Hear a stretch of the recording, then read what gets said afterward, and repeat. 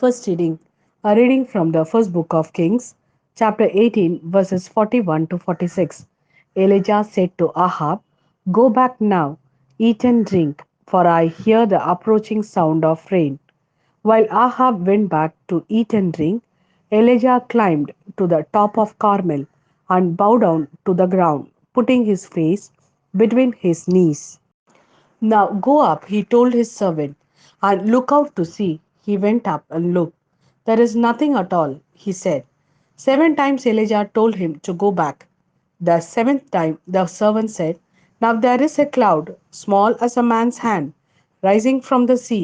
Elijah said, "Go and say to Ahab, harness the chariot and go down before the rain stops you."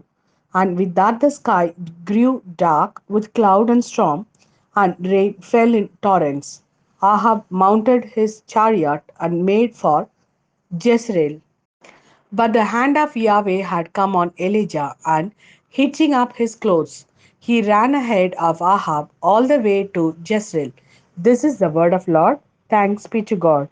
But I say this to you, anyone who is angry with a brother will answer for it before the court.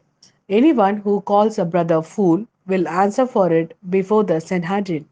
And anyone who calls him traitor will answer for it in hell fire.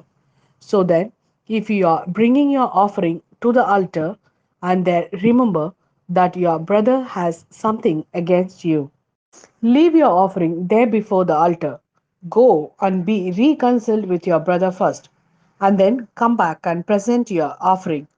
Come to terms with your opponent in good time, while you are still on the way to the court with him, or he may hand you over to the judge and the judge to the officer, and you will be thrown into prison. In truth, I tell you, you will not get out till you have paid the last penny. A reading from the Gospel according to St. Matthew, chapter 5, verses 20 to 26. For I tell you, if your uprightness does not surpass that of the scribes and Pharisees, you will never get into the kingdom of heaven.